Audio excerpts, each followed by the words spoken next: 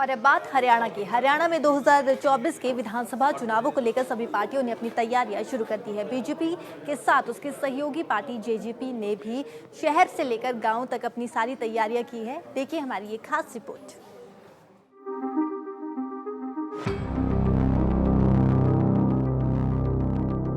हरियाणा में विधानसभा चुनावों के मद्देनजर सभी पार्टियों ने जोरों शोरों से अपनी तैयारियां शुरू कर दी हैं।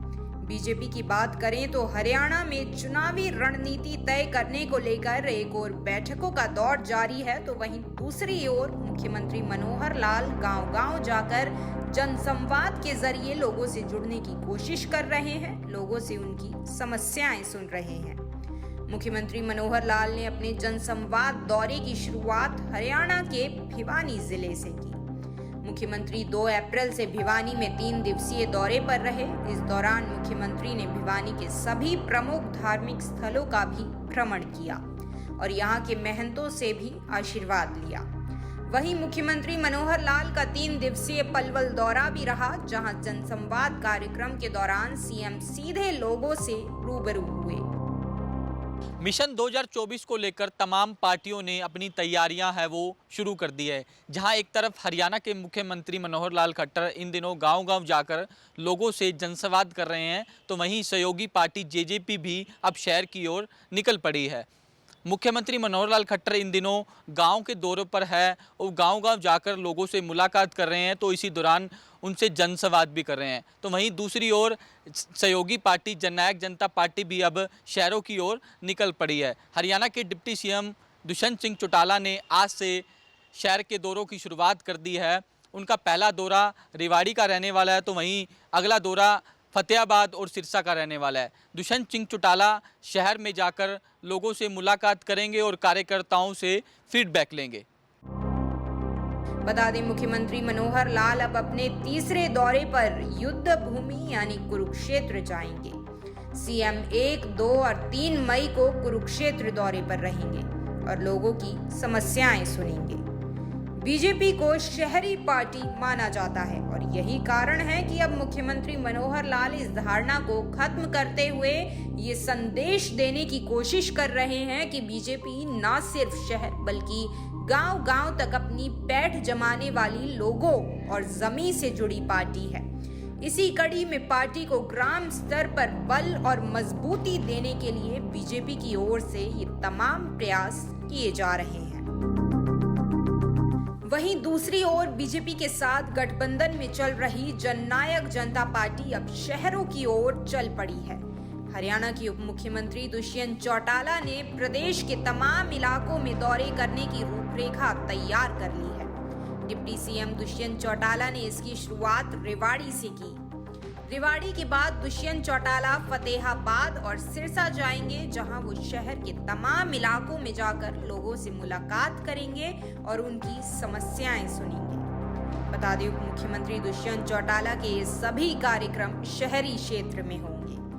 जेजेपी को देहात की पार्टी कहा जाता है, जहां उनकी मजबूत पकड़ है, लेकिन जेजेपी ये जानती है कि चुनावों में बड़ी जीत दर्ज करने के लिए उसे गांव के साथ साथ शहर वासियों का भी साथ चाहिए। और इन तमाम बातों के मद्देनजर जेजेपी ने अब शहरों की ओर रुख करना शुरू कर दिया है, शहरों में पैठ जमाना शुरू कर दिया है। अब देखने वाली बात ये होगी कि दोनों ही दल, चाहे गांव हो या शहर, दोनों जगह अपने आप को कितना मजबूत कर पाते हैं और जनता का कितना आशीर्वाद इन चुनावों में उन्हें नसीब होता है।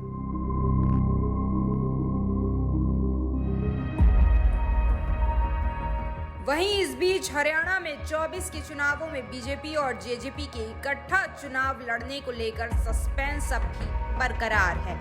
हालांकि बीते दिनों बीजेपी के शक्ति केंद्र संगम में शामिल होने के लिए हिसार पहुंचे बीजेपी के प्रदेशाध्यक्ष ओम प्रकाश धनखड़ ने मीडिया से बातचीत करते हुए कहा कि फिलहाल दोनों ही पार्टियां अपने अपने हिसाब से तैयारियों में जुटी हुई हैं। दोनों ही पार्टियों का अपना वोट बैंक है। ओपी धनखड़ ने कहा कि इस बारे में कार्यकर्ताओं के साथ विचार विमर्श करने के बाद ही इस पर फैसला किया जाएगा। इसी के साथ उन्होंने कहा कि जेजेपी का शीर्ष नेतृत्व भी अपने हिसाब से आगामी चुनावों की तैयारियां कर रहा है। उनके नेता भी चाहते हैं कि दुष्यंत चौटाला के आगे से डिप्टी शब्द हटाना है और उन्हें हरियाणा का सीएम बनाना है। चलिए, कार्यकर्ता तो हर आदमी यही चाहता है पार्टी की ग्रोथ। ये तो मोदी जी ने भी बीजेपी के स्थापना दिवस पे कहा ना कि 2 सांसदों की पार्टी से हम चले थे। आज 300 प्लस है। पार्टी का सपना होता है पार्टी का विस्तार। उन्होंने कहा कि हम भी कह रहे हैं कि सभी 10 सीटों पर जीत कर आएंगे और वो भी अपनी तैयारियों में जुटे हुए हैं। अब धनखड़ साहब के इस बयान के बाद तो ऐसा ही लगता है कि कांग्रेस पार्टी से शुरू हुई आंतरिक कलह की गूंज अब बीजेपी जेजेपी गठबंधन तक पहुंच गई है। खैर, अब 24 के इन चुनावों में नेताओं का रिपोर्ट कार्ड तो प्रदेश की जनता ही तैयार करेगी। कुल मिलाकर अब देखना ये होगा कि आखिरकार नेताओं की इस चुनावी परीक्षा में आवाम किसको कितने नंबरों से नवाजती है और कौन 2024 के विधानसभा चुनावों में अपना परचम लहराता है।